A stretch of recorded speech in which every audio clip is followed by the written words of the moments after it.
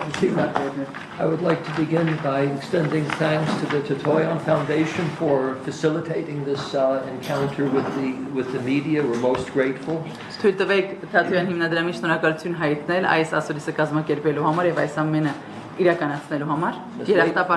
Lady Cox has spoken most eloquently and comprehensively about the plight of the Armenian nation.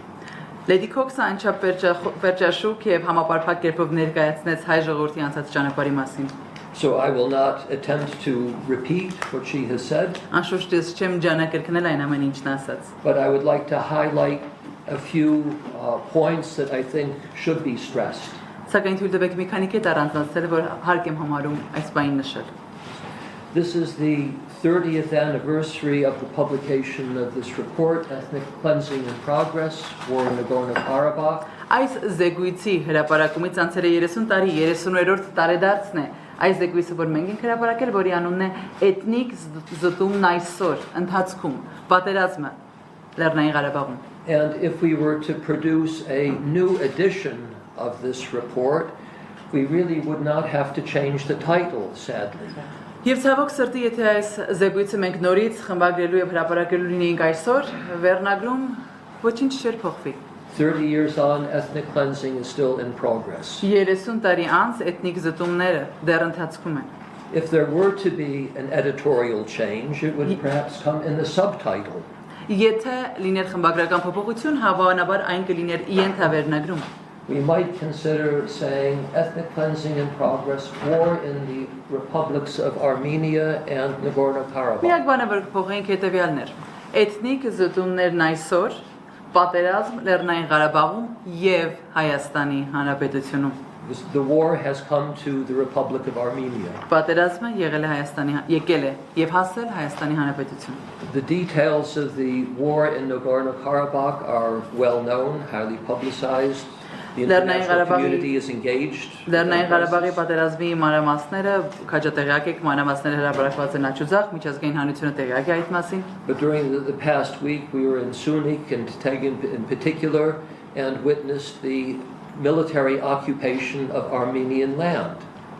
Անցած շաբաթ մենք Սյունիքում էինք, տեղ համայնքում եւ մենք ինքներս տեսանք այդ գրավված տարածքները Հայաստանի Հանրապետության ռազմական գործողությունների արդյունքում։ In relative terms, the territory that is occupied is relatively small. Այն տարածքները, որոնք գրավված են, համեմատաբար փոքր տարածքներ են, but it has been ethnically cleansed. Բայց այնտեղ էթնիկ զտումն իրականացված է արդեն։ The war is here. Պատերազմն այստեղ է։ War is not always all-out war. Պատերազմը միշտ բացեիբաց պատերազմ չի լինում։ There are different degrees and instruments of warfare. Պատերազմի տարբեր գործիքներ, տարբեր մակարդակներ կան։ But it's very clear what the goals of Azerbaijan are. Բայց Ադրբեջանի նպատակները շատ པարզ են։ And they are not new goals. Եվ սրանք նոր նպատակներ չեն։ We have seen them expressed throughout history. Մենք այս նպատակները ականատես ենք եղել պատմության ողջ ընթացքում։ And that is to have the land without the Armenian people. Դա է ունենալ հողը առանց հայ ժողովրդի։ And there are different say instruments of warfare. They can be largely diplomatic.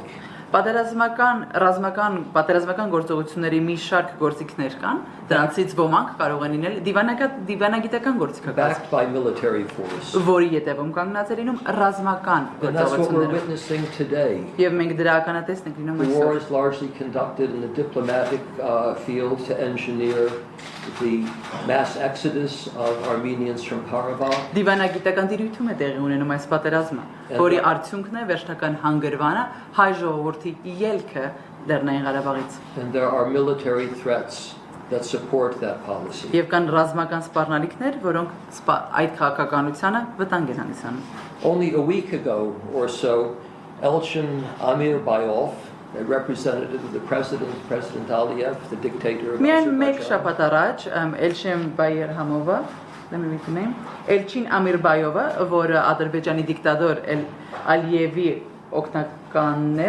ներկայացուցիչն է, stated in a Deutsche Welle interview, Deutsche Welle հարցազրույցում նշեց հետևյալը. I quote, "A genocide may happen if this clique of separatists continue to hold hostage their own population." Ցեղասպանություն հնարավոր է տեղի ունենա, Եթե այս սեպարատիստների խմբավորումը իրենք իսկ ժողովրդին շարունակեն որպես պատանդ պահել։ That certainly sounds like a threat of genocide to me. Ինձ համար դա ցեղասպանության սպառնալիք է հնչում։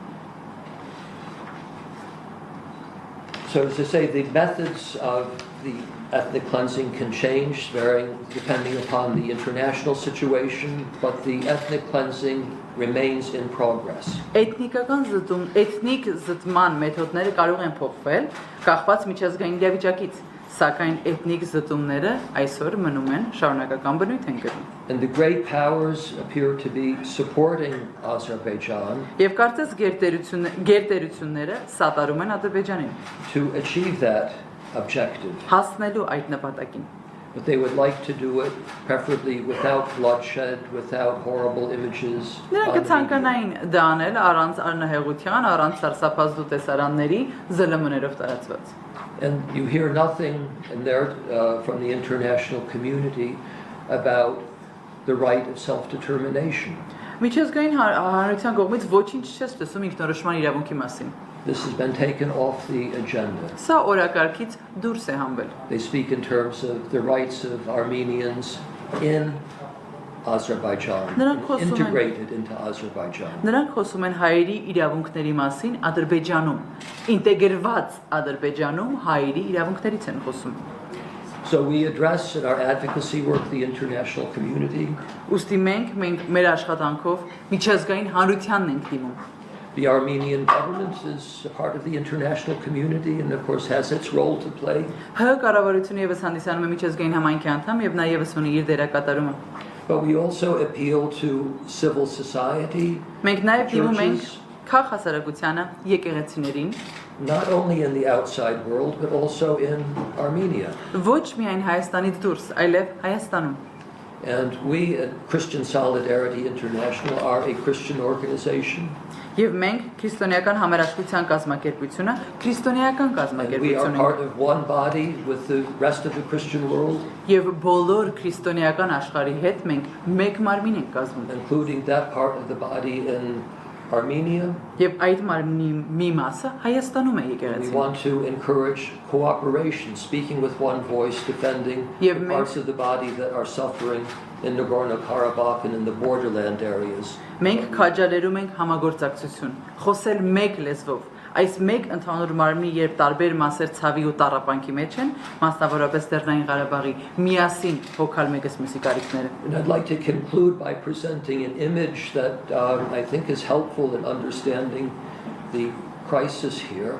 Թույլ տվեք ամփոփել մի պատկերով, որը կարծում օգտակար կլինի հասկանալու, պատկերացնելու ճգնաժամը, որն այստեղ առկա է։ That is, the republics of Armenia and Nagorno-Karabakh are something like Siamese twins.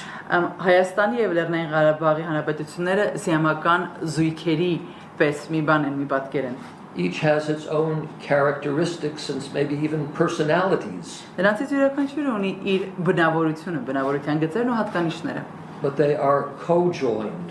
բայց դրանք համաստեղծված են։ And there are vital organs of the political Armenian nation in Nagorno-Karabakh. Եվ նրանց կենսական օրգանների մի մասը Լեռնային Ղարաբաղում է, մի մասը այստեղ։ And any attempt to separate these two twins Այս երկու զույգերին միմյանցից բաժանելու ցանկացած փորձ is likely to result in the death of not only the weaker part, Հավանական է, որ արդյունքում զոհ կգնա ոչ միայն ավելի թույլ ու տկար զույգը, but in the death of both parts. այլ երկու մասն էլ չեն կարողանա ապրել այնուհետ։ With that, I'd like to conclude my remarks and we'd be glad to enter into a conversation with the press. Շատ շնորհակալ եմ այսքանով կամփոփեմ իմ խոսքը եւ այդպիսով խոսքը կարող ենք տրամադրել ԶԼՄ-ների ներկայացուցիչներին։